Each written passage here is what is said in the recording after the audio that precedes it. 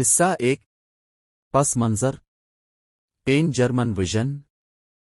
Austria की वो रियासत जिसमें लिस्ट और लांस दोनों की उम्र हो गई थी और सबसे पहले अपने नज़रियात वज़ा किए थे, वो 1860 की दहाई के आखिर में 3 बड़ी सियासी तब्दीलियों का नतीजा थे। इन तब्दीलियों में जर्मन कन्फेडरेशन से ऑस्ट्रिया का इखराज, ऑस्ट्रिया से हंगरी की इंतज़ामी अलहदगी और ऑस्ट्रिया व सल्तनत के मगरबी निसफ हिस्से में आइनी बादशाहत का क़याम शामिल था। 1867 की आइनी तब्दीलियों ने मुतलक अल-अनानीत का खात्मा किया और नुमाइंदा हुकूमत मुतारफ कराई और क्लासिकी लिबरल्स के मुतालिबात को पूरा किया, और उसके बाद शहंशाह ने अपनी ताकत को 2 ऐवानों वाली मुकन्निना के साथ बांट दिया, जिसे एक महदूद 4 तबक़ाती फ्रेंचाइज़ के ज़रिए मुंतखब किया गया, जिसके तहत तकरीबन 6% आबादी ने वोट दिया।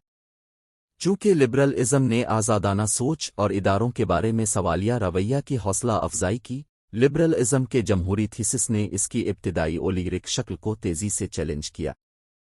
इसकी अपील का एक पैमाना रिवायती लिबरलिज़म के लिए पुरज़्म जमातों की पार्लिमानी ताकत के ज़वाल और बुनियाद परस्त जमहूरियत और कौम परस्ती के लिए वक्फ जमातों के उरूज में देखा जाता है।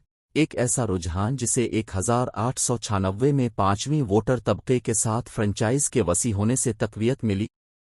इस पेशरफ्त ने यकीनी तौर पर एक इंतहा पसंद पार्लिमानी क़ुव्वत के तौर पर पेंजरमनिज़म के उभरने की हिमायत की। ऑस्ट्रिया में दीगर सियासी तब्दीलियों का ताल्लुक उसकी इलाकाई और नस्ली साख्त से था। जर्मनी और हंगरी दोनों से अलग होकर ऑस्ट्रिया की निस्फ सल्तनत की सरजमीनों ने हिलाल की शक्ल का इलाका तश्कील दिया, जो एड्रियाटिक साहिल पर डालमटिया से लेकर कार्नियोला, कारनथिया, सटेरिया, ऑस्ट्रिया, बोहीमिया और मोराविया की मौरूसी हिबसबर्ग की सरजमीनों से होता हुआ मशरिकी तक फैला हुआ था। गालिसिया और बोकोविना के सूबे। इस इलाके की किसी हद तक मुतज़ाद जुग़राफ़ियाई तरतीब उसकी सरहदों के अंदर 10 मुख्तलिफ कौमियतों के आबाद होने से जड़ी हुई थी। ऑस्ट्रिया में कौमियत की तारीफ़ की गई फ़र्द की पसंदीदा ज़बान। ज़्यादातर जर्मन 1910 में तकरीबन 10 मिलियन रियासत के मगरबी सूबों में रहते थे और उसके 28 मिलियन बाशिंदों में से तकरीबन 35% थे। जर्मनों के अलावा ऑस्ट्रिया में 66 लाख चेक कल आबादी का 23%, 50 लाख पोलिस 18%, 35 लाख रूथीनज़ यूक्रेनी 13%, 12 लाख सिल्वोनी 7.80% थे। 3% 7,70,000 इतालवी 3% से और 2,75,000 रोमानिया 1%। रियासत के सूबों के लिए आबादी और कौमियत के अदाद व शुमार ज़्यादा ड्रामाई तौर पर नस्ली ताल्लुकात की पेचीदगी की निशानदेही करते हैं। न सिर्फ लोगों की निस्बतन ताकत एक सूबे से दूसरे सूबे में मुख्तलिफ थी, बल्कि बाज़ सूबों की हुदूद में जर्मन वाज़े थे अक्सरियत, जबकि दूसरों में उन्होंने खुद को वाहिद मुत्तहिदा अक्सरियती नस्ल का मुकाबला करते हुए पाया, और बाकियों में वो मुतअद्दिद के दरमियान एक कौमियत थे। 1866 की प्रेशेस्टें जंग के बाद ऑस्ट्रिया के जर्मनों को ऑस्ट्रिया से बाहर अपने हमवतनों के साथ इत्तेहाद से रोक दिया गया था, और वो हिबसबर्ग सल्तनत में बहुत से लोगों के दरमियान एक लोगों के तौर पर मौजूद रहने पर मजबूर थे। जमहूरियत के पस मंज़र में कुछ ऑस्ट्रिया के जर्मनों को खौफ होने लगा कि सल्तनत में जर्मन ज़बान और सकाफ़त की बालादस्ती, जो कि 18वीं सदी के अवाखिर से शुरू होने वाली अक़लियत साज़ी के तरीक़ाकार की मीरास है, को रियासत की गैर जर्मन कौमियतों के ज़रिए चैलेंज किया जाएगा। जर्मन कौमियत और ऑस्ट्रिया की शहरियत के दरमियान वफ़ादारी का ये तनाज़ा, जो अक्सर मकामी तौर पर सिलो-आ-लातीनी डूबने के बारे में तशवीश की वजह से तेज़ होता है, 2 अलग-अलग अगरचे अमली तौर पर मुताल्लिक़ा जर्मन कौमियत के धारे के ज़हूर का बाइस बना। सकाफ़त कौम परस्ती का ताल्लुक़ जर्मनों के दरमियान कौमी शऊर को बेदार करने से है, ख़ास तौर पर बड़े इज्तिमाआत और मखलूत कौमियत के सूबों में तालीमी और दिफ़ाई लीग की बुनियाद के ज़रिए सल्तनत के अंदर जर्मन सकाफ़त और शनाख्त को फ़रोग़ देने के लिए। पेंजरमनिज़म ज़्यादा वाज़े तौर पर सियासी था, जर्मन मुफादात के दिफ़ा के बजाय सियासी तनाज़ुर को तब्दील करने से मुताल्लिक़ था। ये ऑस्ट्रिया में जर्मनों की छूटी अक़लियत के अक़ीदे के तौर पर शुरू हुआ, जिसने 1866 के बाद बाकी जर्मनी से अपनी अलहदगी को मुस्तकिल तौर पर कबूल करने से इनकार कर दिया, और जिसने बिस्मार्क की हतमी फ़ौजी फ़तह के बाद जर्मन इत्तेहाद की इस टूट फूट को सिर्फ मुमकिन तरीके से ठीक करने का अज़्म किया। फ्रांस 1870 में अंशकलस जिसे वो जर्मनिस्ट्रा कहते हैं, वो सूबे जो जर्मन कन्फेडरेशन का हिस्सा बन चुके थे। 1815 से 1866 तक बिस्मार्कियान रीख तक, हालांकि इस इत्तेहाद का मतलब ही बसबर्ग की बादशाहत की तबाही थी। का ये ख्याल जर्मन ऑस्ट्रिया को जर्मन रीख का सूबा बनाने को क्लीनडिविच छोटी जर्मन कौम परस्ती कहा जाता था।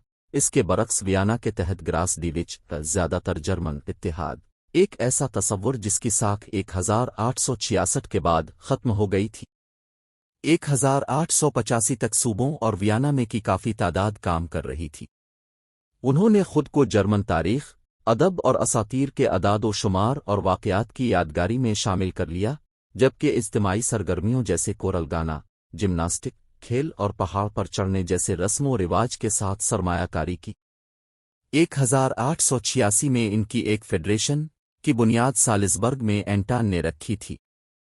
फेडरेशन के मेंबर वीराइन ने जर्मनी के त्योहारों का इनेकाद किया, एक जर्मन कैलेंडर कायम किया और तमाम तबक़ात से अपील की कि वो मुश्तरका जर्मन वोल कस्टम कौमियत में मुत्तहिद हों।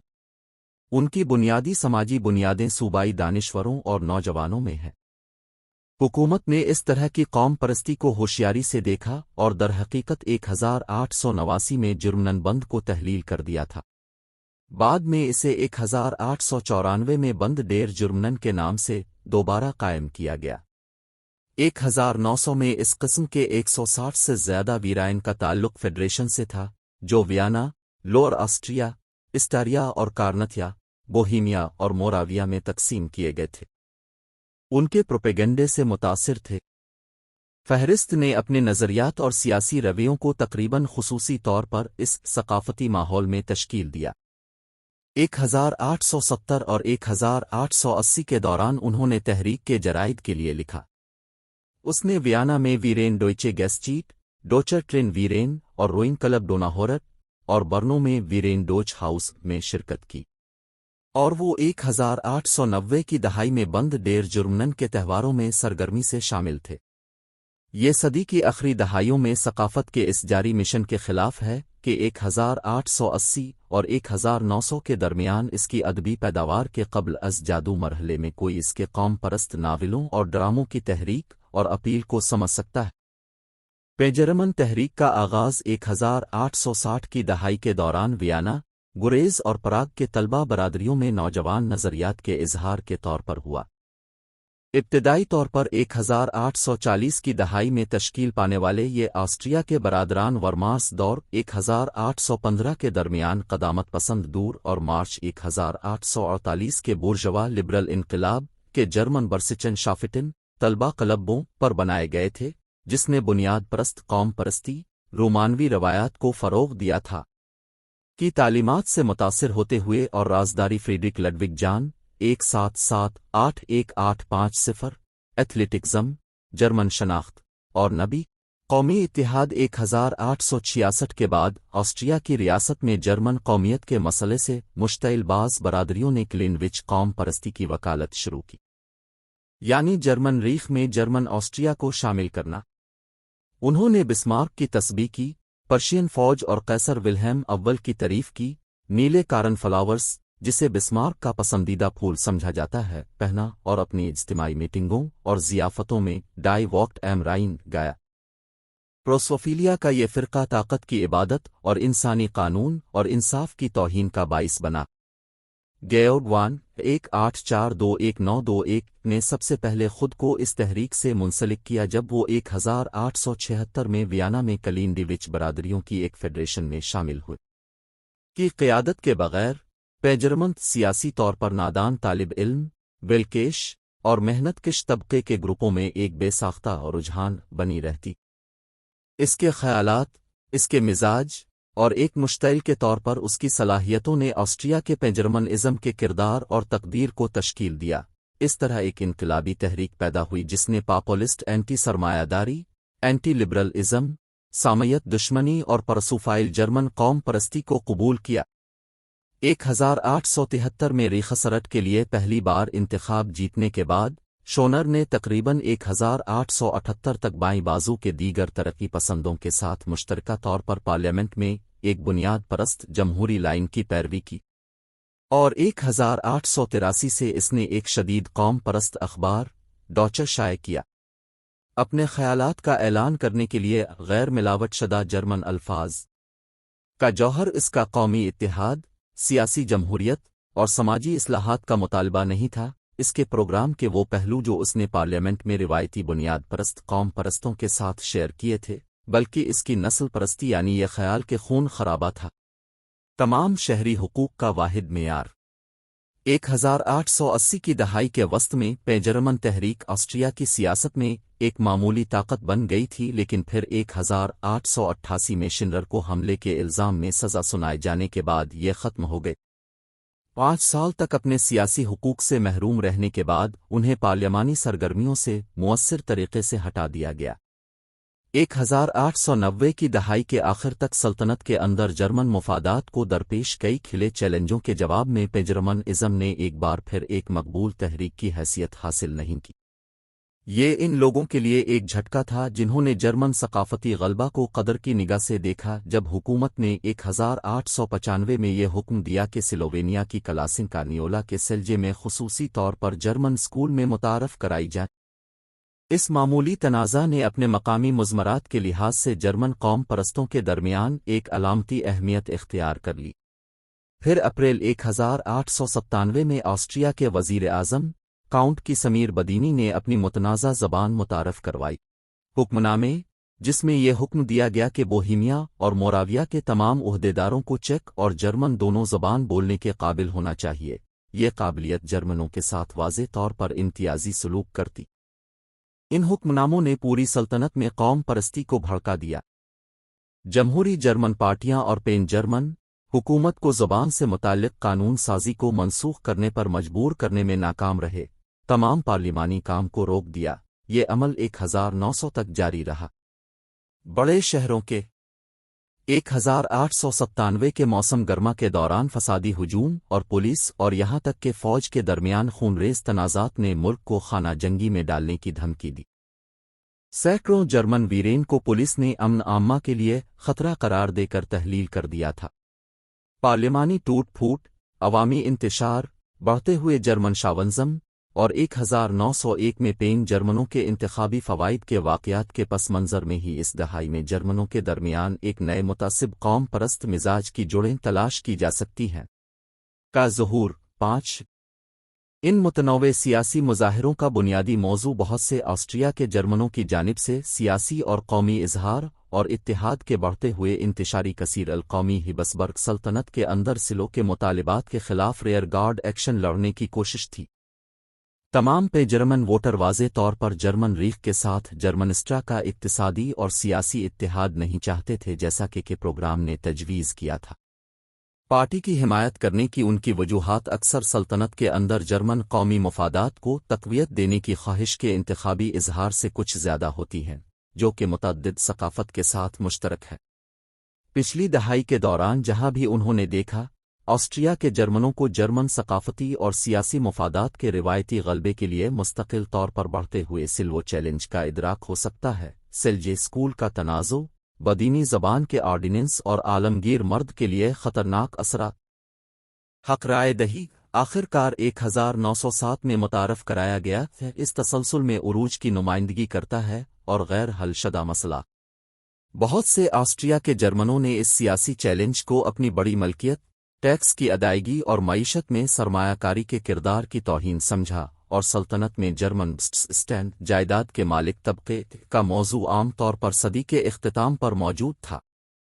लांस के इब्तिदाई ओ सितारा के मसाइल और दीगर मज़ामीन ने खुद को आफाकी हक़ राय दही और जर्मन स्टैंड के मसाइल से आगाह किया।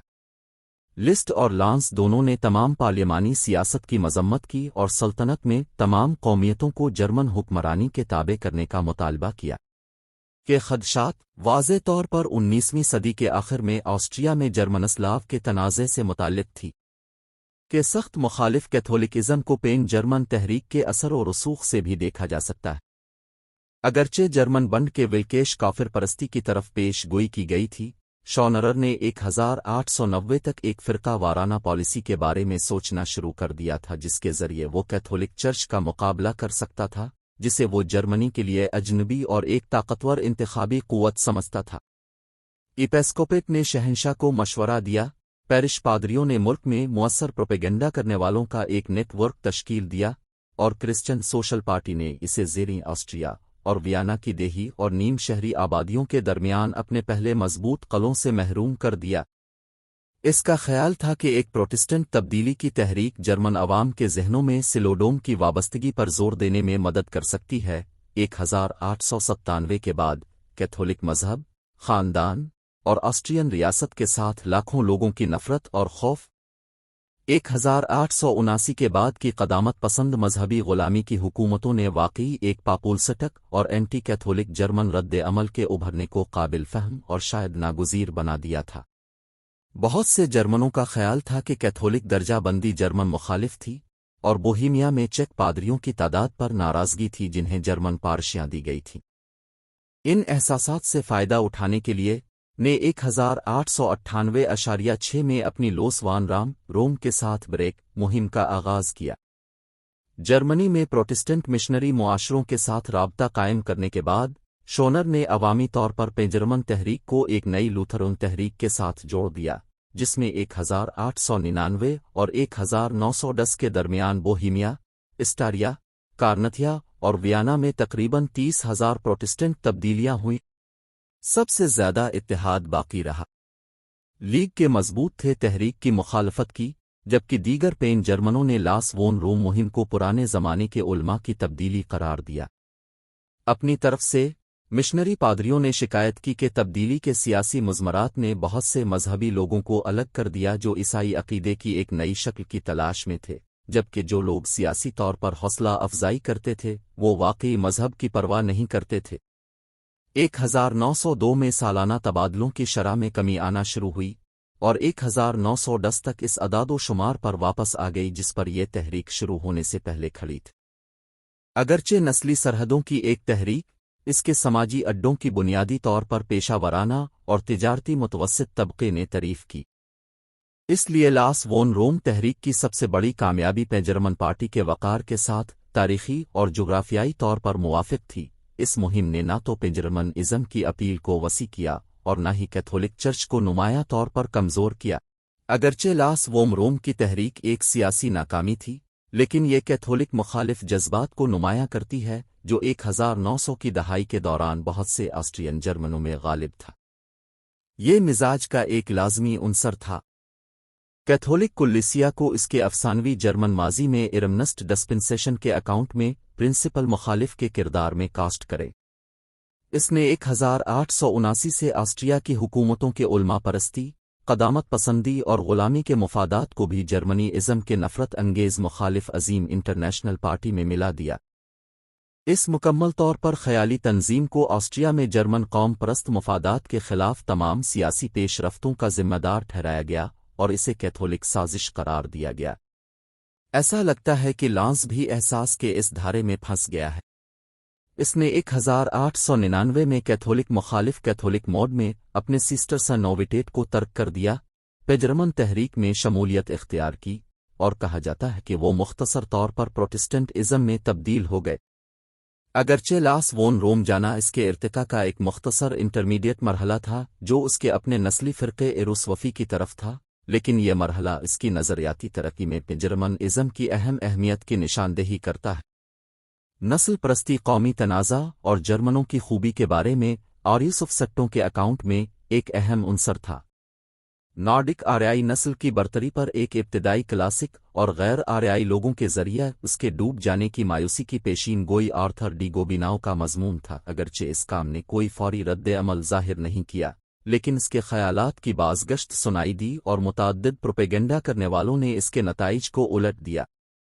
صدی کے آخر کی طرف جرمنی کی برتری کے لیے جب سوشل ڈارونسٹ انسانی زندگی میں حیاتیاتی جدوجہد کی ناگزیریت پر زور دیتے ہوئے یہ تجویز کیا گیا کہ آریاؤں تا واقعی جرمنوں کو بگاڑ کی قسمت کے سامنے جھکنے کی ضرورت نہیں ہے، بلکہ وہ اپنی نسلی پاکیزگی کو برقرار رکھتے ہوئے زوال اور آلودگی کے خطرات کے خلاف غالب آ سکتے ہیں۔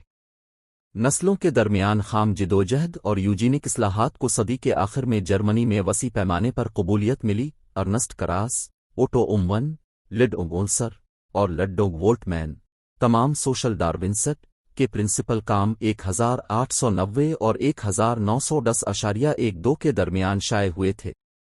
अर्नस्ट हैकल नामवर माहिर हैवानियात ने नस्लों के इख्तिलात के खिलाफ बार बार खबरदार किया और 1906 में मोनस्ट लीग की बुनियाद रखी ताकि सोशल डार्विनिज्म के इस नस्ल प्रस्ताना वर्जन को जर्मनों में मकबूल बनाया जा सके।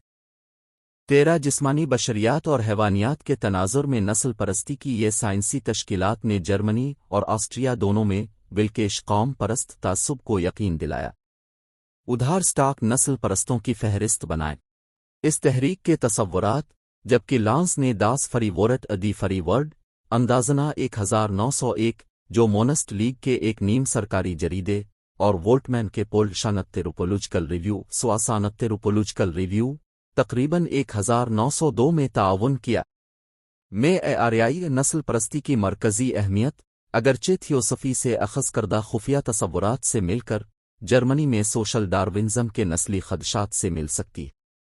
अगर के कुछ पहलुओं का ताल्लुक 19वीं सदी के आखिर में कसीर अलकौमी हैब्सबर्ग सल्तनत में जर्मन कौम परस्ती के मसाइल से हो सकता है, तो दूसरों का वियना में ज़्यादा मकामी ज़रिया। नस्ली सरहदों के बरक्स वियना रिवायती तौर पर एक जर्मन शहर था जो ऑस्ट्रिया की रियासत का तिजारती और सकाफती मरकज़ था। ताहम 1900 तक गैर जर्मन लोगों की नकल मकानी के साथ इसके माहौल की तेज़ी से शहरीकारी, इसकी जिस्मानी शक्ल और कुछ मरकज़ी इज़ला में इसकी नस्ली साख्त को तब्दील कर रही थी। पुरानी तस्वीरें 19वीं सदी के आखिर में वियना के रिवायती चेहरे की तेज़ी से तब्दीली की वाज़े गवाही देती हैं। 1850 की दहाई के दौरान प्रिंस यूजीन के पुराने सितारे की शक्ल के गिल्लिसीस को इसके शानदार नए मोहल्लों और अवामी इमारतों के साथ नए रंग सटरास के लिए रास्ता बनाने के लिए मुनहदिम कर दिया गया। तरक्की से पहले और बाद के ख़यालात का मवाजना एक शाही रहाइशगाह के मुबाशरत जमालियाती माहौल के खो जाने की निशानदेही करता है, जिसमें कुशादा पार्कलैंड एक बुर्श और यादगार मेट्रोपॉलिटनिज्म के हक़ में है। ये हो सकता है कि लिस्ट ने शहरी सकाफत को मुस्तरद कर दिया हो और नए वियना के रद्द अमल के तौर पर देही कुरून वस्ती के बुत परस्तों को मनाया हो। 1860 और 1900 के दरमियान शहर की आबादी तकरीबन 3 गुना बढ़ गई थी, जिसके नतीजे में मकानात की शदीद कमी थी। 1900 तक कम अज़ कम 43% आबादी 2 कमरों या इससे कम मकानात में रह रही थी, जबकि बेघरी और बदहाली बड़े पैमाने पर थी। 1857 में सिर्फ 6000 यहूदी दारुल हुकूमत में मुकीम थे, लेकिन 1910 तक ये तादाद बढ़कर 1,75,000 तक पहुंच गई, जो कि शहर की कल आबादी का 8% से ज़्यादा थी। बाज़ इज़ला में वो मकामी बाशिंदों का 20% बनते हैं।